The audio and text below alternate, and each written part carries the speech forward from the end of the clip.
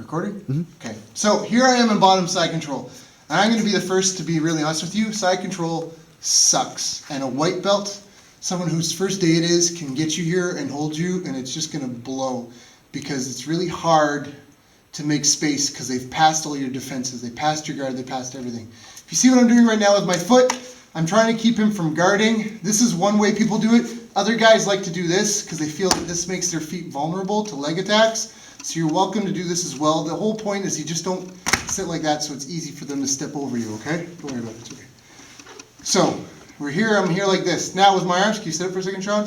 My arms, ideally I want to be here like this with one hand hooking his hip and my elbow to the mat. Because this arm is near his, if he traps his arm, my chances of being submitted greatly increase, okay? So you want to keep this down, and ideally, if you can, you want to have this forearm under his face, because now I can push up on his throat with my elbow, and I'm not pushing straight up. Everything I do is pushing diagonally, because there's nothing behind him here to post against. If I push him up, it's his body weight and his ability to drive forward that I'm going to be fighting against.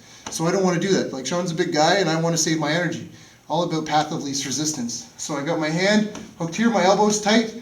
Now the very first, the most basic escape that you're ever going to learn to do is you're going to bridge and push sideways, and then you're going to jump back, shrimp back. And this arm is posted on his hip, and this one I'm pushing him away too. And now I'm going to like slide my knee in and all the way through to this side of his body. Now I don't want him to be able to stuff that knee back down. Yeah, just push it down and start riding through it. So as soon as I get that knee across, I'm going to do two things. One, I want to underhook this arm and keep it here so it's mine. The second thing I want to do is with my outside leg, I want to hook his foot if I can. Okay? And the reason I do that is because if I don't do it, he can still like run and jump and go around my leg here. That's here, okay? Yeah, and I can't stop him.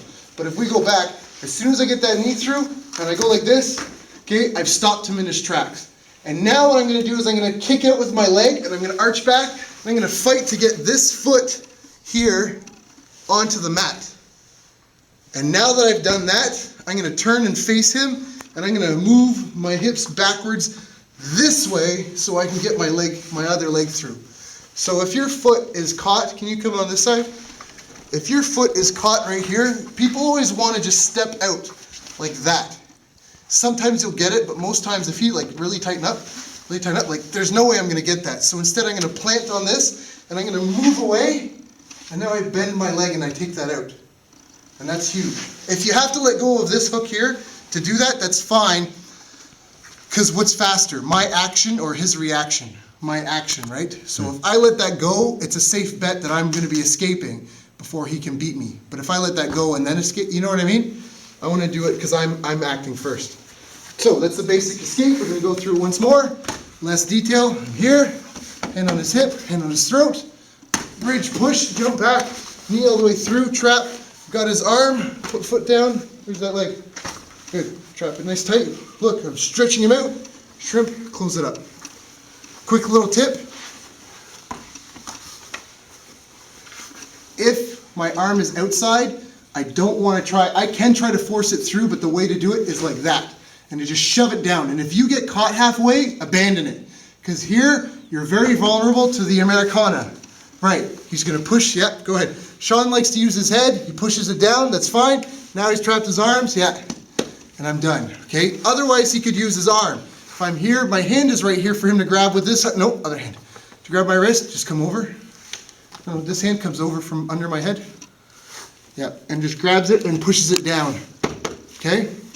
So you're very vulnerable to do that. So if your arm is on the outside and you can't just look, I'm gonna like wiggle it and use the bone, the blade of my arm to fight it in here, and then I'm using my forearm on his throat. It's really uncomfortable. So guys might not let you do that once you get this arm, once this arm's out. So now what you need to do is with your hand on the top, not on his neck, it's a lever at the top of it, or just your bicep, you're gonna do the same thing. It's the bridge and twist move that we did.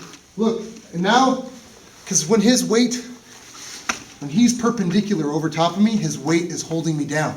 So if I can get his head to the same side he's on, look, his body's not weighing me down right now. Now I can breathe and move and do whatever I need to do. Okay? Which actually, that's move number 2.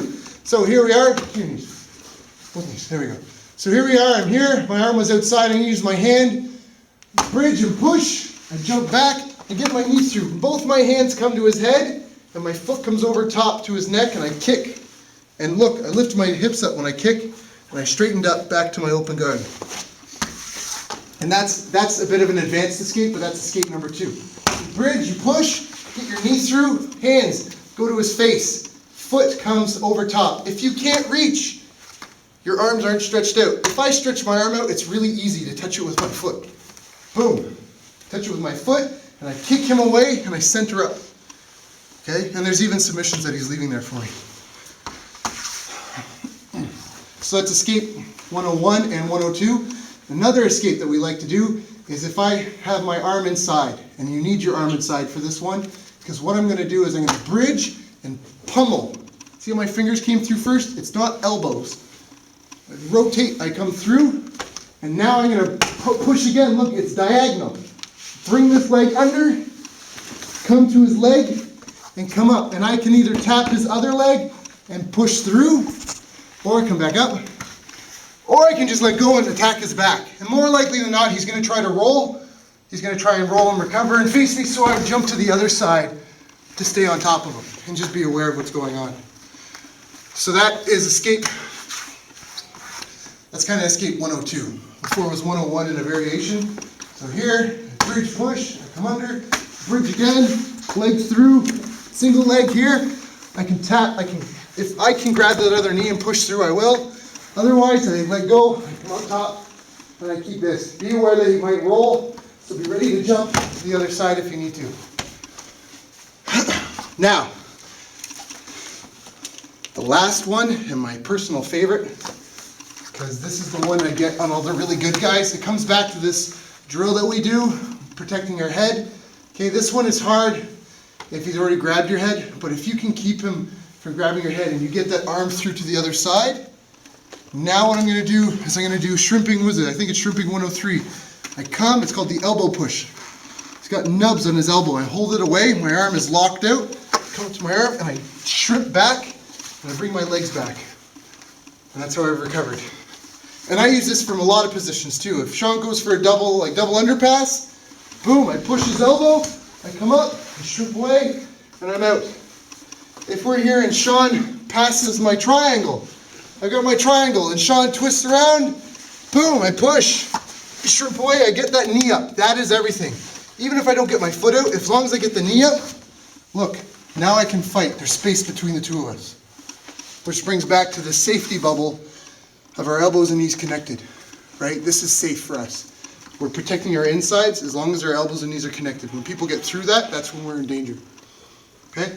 So that's the basic escapes from side control.